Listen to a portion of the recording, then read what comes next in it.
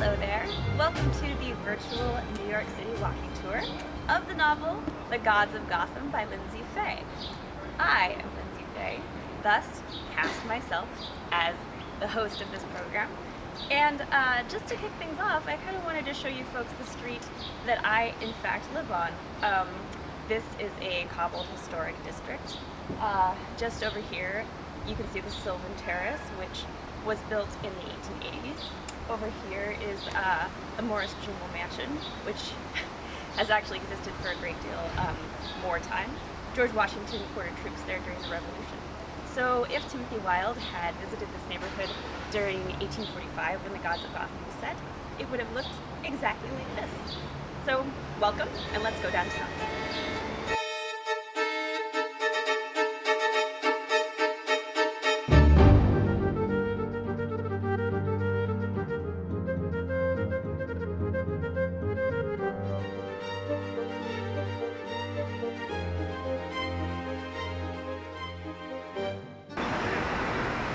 Now I'm presently standing here in front of the Basilica of Old St. Patrick's Cathedral. Old St. Patrick's Cathedral was dedicated in 1815, so considerably before Timothy Wilde ever saw it. And it's a very important location in The Gods of Gotham.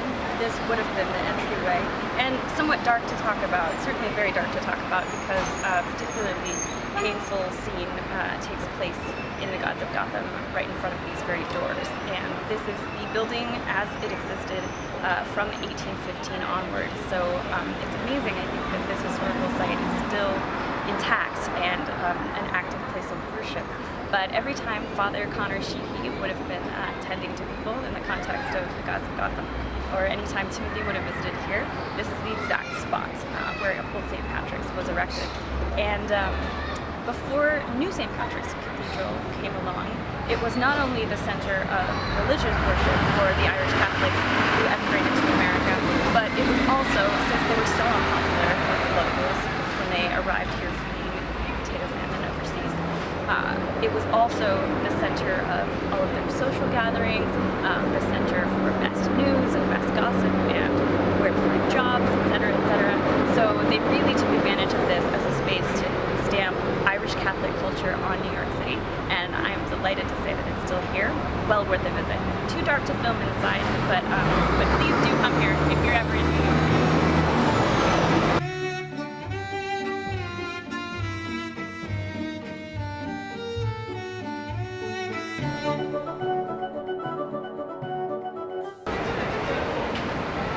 Yay! Welcome to Elizabeth Street, which is where Timothy Wilde lived with Mrs. Bohm at Mrs. Bohm's Bakery.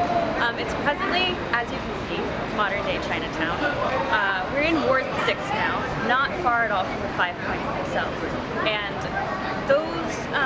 those streets surrounding the 5 Points have always been specifically designated to particular ethnicities.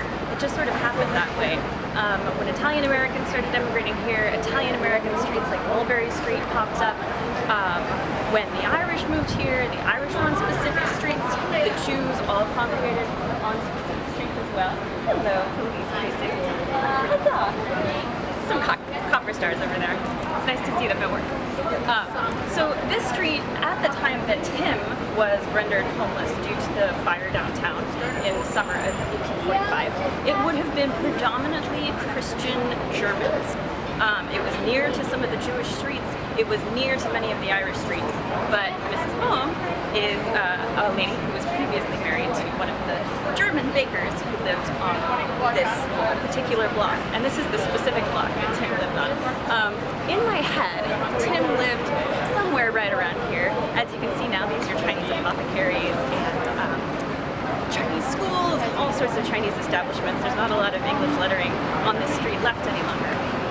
What happened, which is interesting, is that around 1855, I would say that somewhere around 66–65% of the people who lived in the 5 Points were of Irish birth, which is a fabulous and overwhelming figure.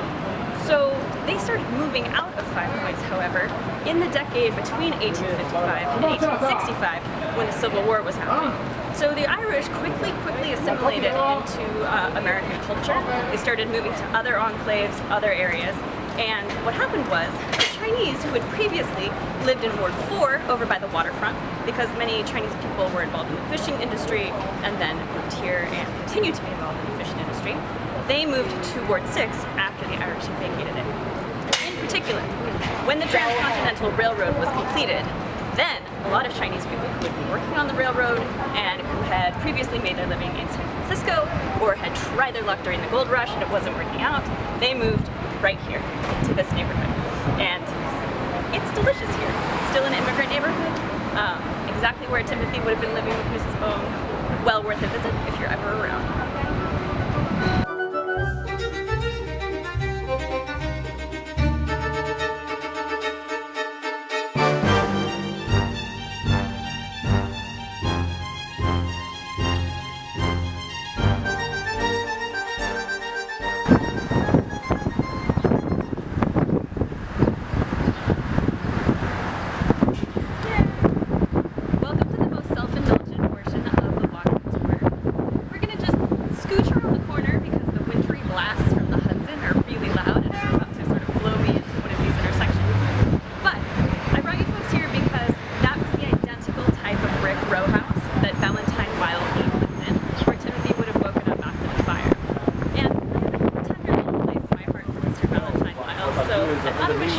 Exactly the sort of row house he would have. That was on Spring Street. Val lives on Spring Street.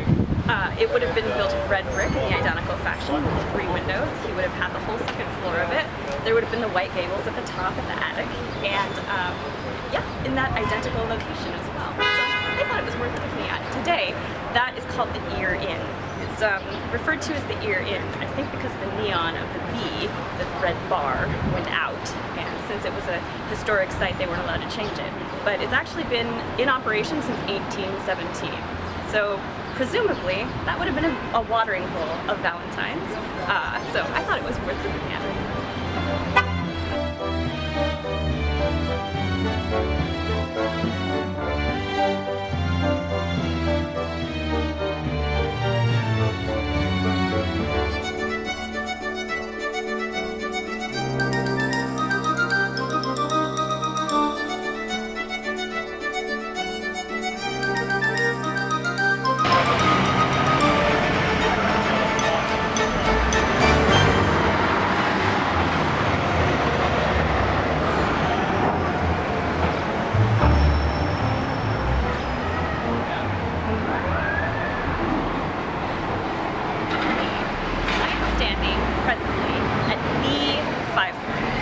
This is pretty much the last of the intersection that used to be 5 Points and Paradise Square.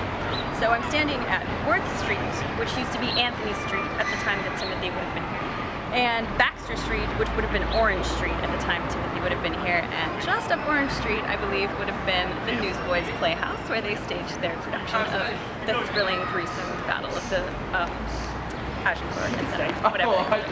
But this intersection obviously looks nothing whatsoever like it would have originally done. So the problem with the 5 Points initially, well, there was no problem with 5 Points initially. This used to be a site called the Collect Pond. And the Collect Pond during the Dutch period was absolutely beautiful. It was a freshwater pond. People would fish in it, drink the water from it. It was considered a lovely, idyllic little site.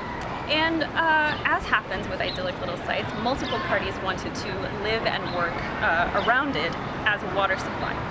So your first, and I'm gratified to say this with my personal obsession with microbrews, Cold Hearts Brewing Company, I believe it was Cold Hearts, would have been the very first, Cold Hearts Brewery would have been one of the first industries that started up at this site.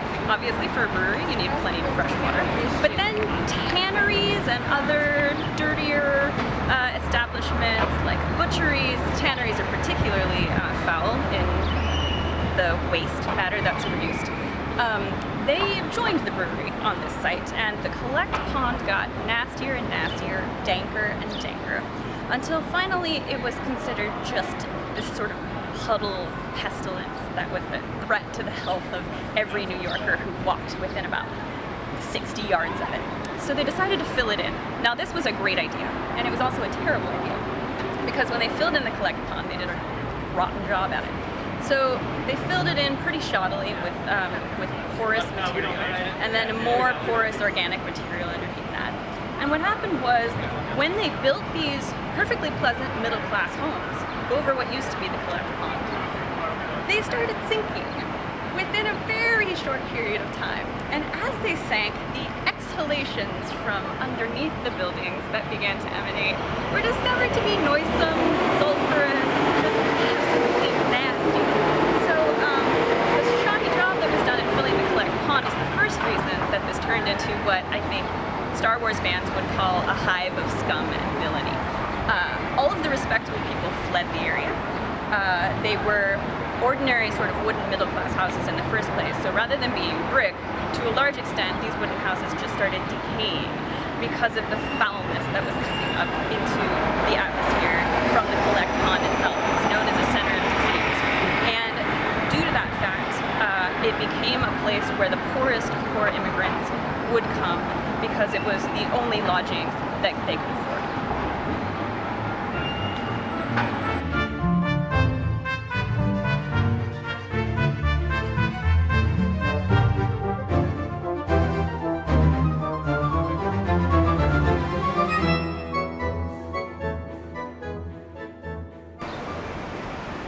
So I am standing presently in Paradise Square, which was neither paradise nor square at the time. It was nasty and it was triangular. But Paradise Square was the very center of 5 Points, and 5 Points, which I didn't mention before, was called that because it was the intersection of 5 streets, including an alleyway at the time. Now it's only the intersection of 2 streets because there are these plazas. These are the United States District Courthouses and the park just yonder. And a lot of the streets have been renamed as well. But as I mentioned, the first establishment that sort of started to turn the collect pond into an industry before everything went south was the Cold Hearts Brewery. Cold Hearts Brewery was one of the biggest buildings in antebellum Manhattan when it was constructed. Obviously, for a brewery, you need a lot of space. You need space for the grain, you need space for storage, for vats, for all of the equipment. Cold Hearts Brewery was a massive structure for antebellum New York. A huge footprint and 4 stories high. So when the 5 Points area got nasty, what happened was some enterprising property developer decided that, oh my goodness, here is a massive, massive building. I must turn it into tenements. So it ended up being divided into teensy tiny little rooms throughout this 4-story monstrosity of a building, completely unlit. So you had such a large building that very few of these apartments were actually on an outside wall. And due to that, they were just walls that were thrown up in the interior of the building with no light whatsoever, completely unlit corridors, no gas lighting. So people basically had to carry candles or had to carry flashlights or gas lantern flashlights, bullseye lanterns, if they wanted to be able to get around within their own establishment at the old brewery. At one point, an eyewitness said that 26 people were living in one of these rooms that I'm referring to, completely windowless, airless, as you can imagine. It was a total hell, and that's the setting for the final showdown of the riot, the Gods of Gotham, and the confrontation between Valentine Wilde and Timothy Wilde that is one of the climaxes to the book.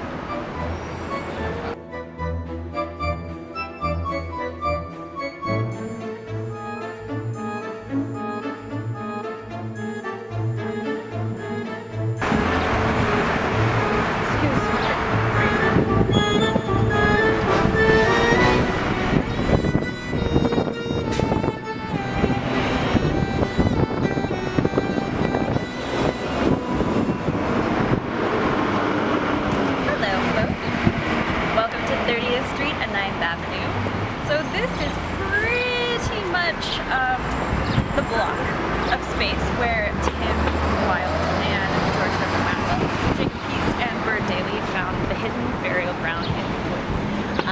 As you can see, it's not quite so pastoral as it used to be.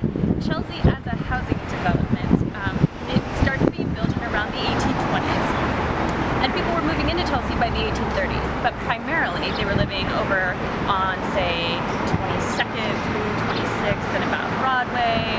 5th Avenue, 6th Avenue, so this far over towards the Hudson and this far north, would all have still been pretty pastoral. As you can see, that's no longer the case. Chelsea has been built, rebuilt, knocked down. It's very, very urban now. And this passage is meant to take place right here on this spot. I'll just read briefly. We'll see whether you can even hear over the noise of the traffic. We ought to have felt very isolated, but the farther into the woods and away from what passes for civilization you go in Manhattan, the more the island itself seems to be watching you. You either get used to being under thousands of eyes in New York, or you leave it altogether. But when you're at the outer reaches of the city, with the sky sprawled out lazy and clear above you, and the birds talking nonsense at each other, and the grass is whispering secrets underfoot, the feeling doesn't leave you. It's embedded in your skin by then. Something's always watching here, just as the shining gray stones and black ash trees watched us that afternoon. And it isn't always easy to assume that the presence is kindly, because it isn't. It can be pretty merciless, actually. So, that's quite a contrast, this spot, to what it used to be like. But in a tiny, brilliant moment of civic continuity, I have discovered that what is at 30th and 9th Street, that has everything to do with the Gods of Gotham, is the Blarney Stone Irish Pub. And I can think of no better option, since the Blarney Stone Irish Pub is right here where Tim found the burial ground, than to go lift a toast to Tim Wilde and to the Irish immigrants who helped me write this book.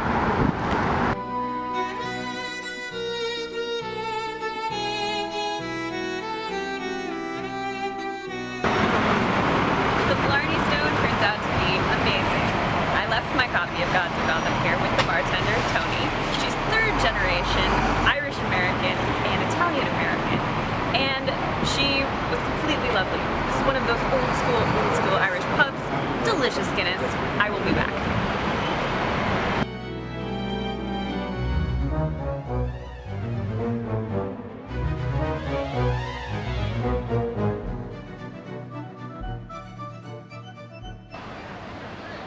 Hello. We're in the woods. So, as we already saw downtown, the area where Timothy Wilde would have actually found the hidden burial ground at 30th and 9th Avenue definitely no longer resembles the Manhattan Island that he lived on. And again, I love my neighborhood because so much of Manhattan Island is in fact still in town. This is a schist rock.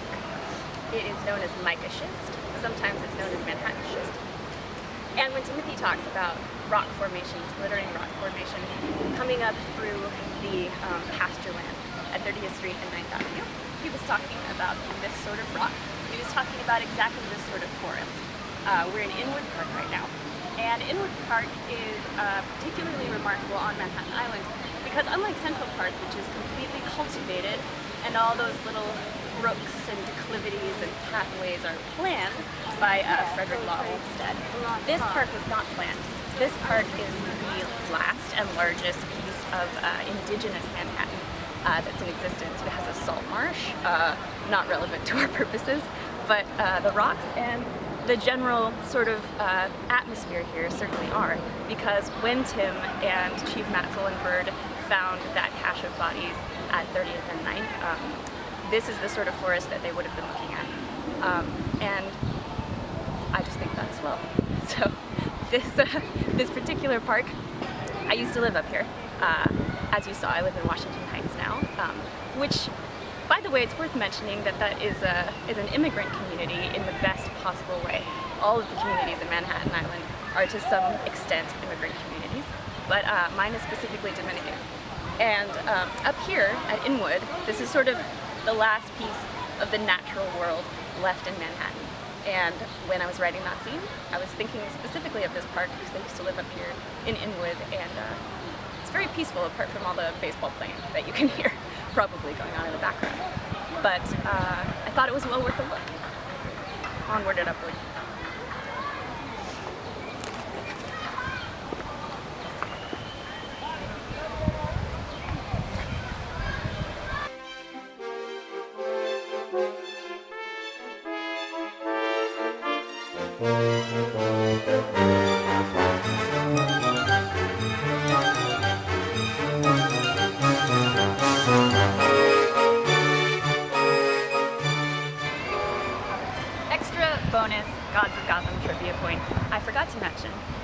schist rock, or mica rock, is one of the reasons that Manhattan Island is the way it is today.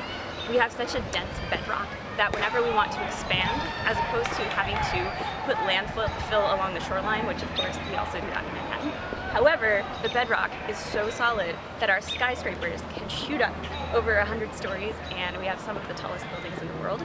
At various times, we have had the tallest buildings in the world. But that's all thanks to the mica stone.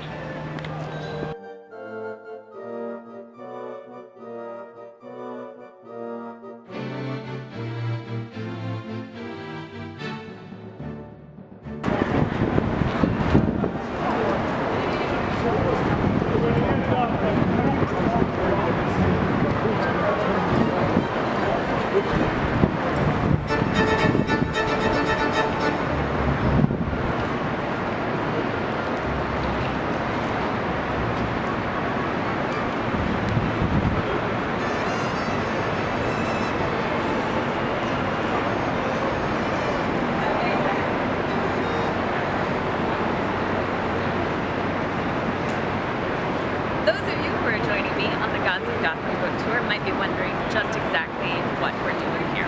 This doesn't look like anything that takes place in the Gods of Gotham, that I grant.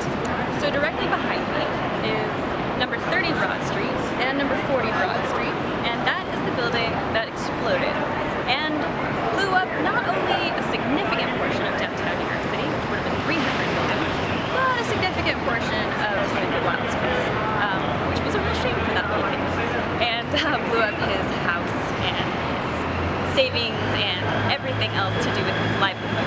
So this is the spot that was the absolute epicenter of the 1845 fire. The 1845 fire, as I mentioned in the Gods of Gotham, destroyed a huge chunk of lower Manhattan. There was $5 to $6 million worth of damages, which was an enormous amount at the time. The only actual good thing about it was that the casualties for such an enormous fire were relatively low. I think somewhere between 30 and 35 people were killed.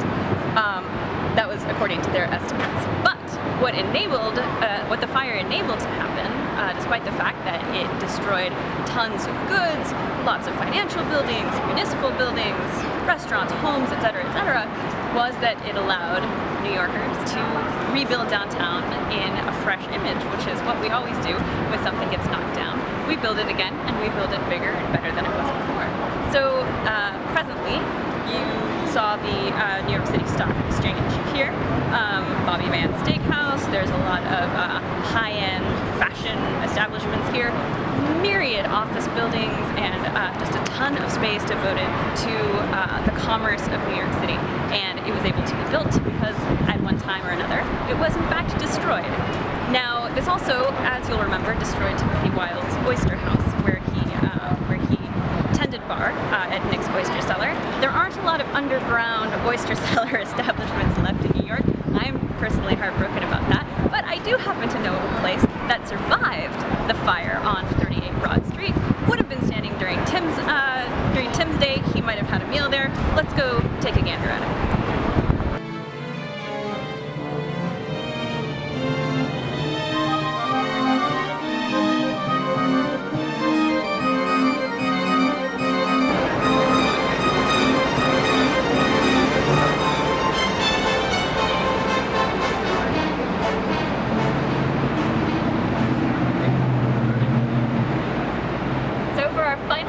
On the Gods of Gotham walking tour, I wanted to show you a building that absolutely staggers me with the fact that it's still in existence. This building is a block or two blocks south of Broad Street from where Timothy would have been thrown to the ground in the explosion of the saltpeter warehouse. And it was erected originally in 1719. So this is the Francis Tavern. The Francis Tavern has been here for hundreds of years, multiple hundreds, which for America is impressive.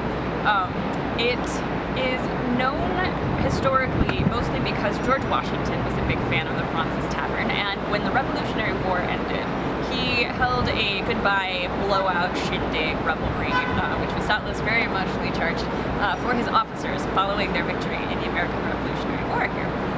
Francis Tavern is named after its proprietor, Samuel Francis. He was another immigrant. He was a person of color. He was a West Indian who was also a Revolutionary War patriot, and after the Revolutionary War ended, he ended up serving further with Washington as part of Washington's staff still. So Timothy Wilde, when he got off a long night shift in his oyster dive bar, could well have wandered down to this establishment, had a pint of small beer, had a little bit of New England rum, maybe lifted an oyster or two of his own, because you're very hungry after an all-night shift at a restaurant. So, to thank you for joining me for this walking tour, this virtual walking tour for you, I apologize. I'm actually walking, but for you it's been virtual. Thank you so much for joining me. I'm going to lift an actual oyster to you and to Tim Wilde. Thank you for joining me on this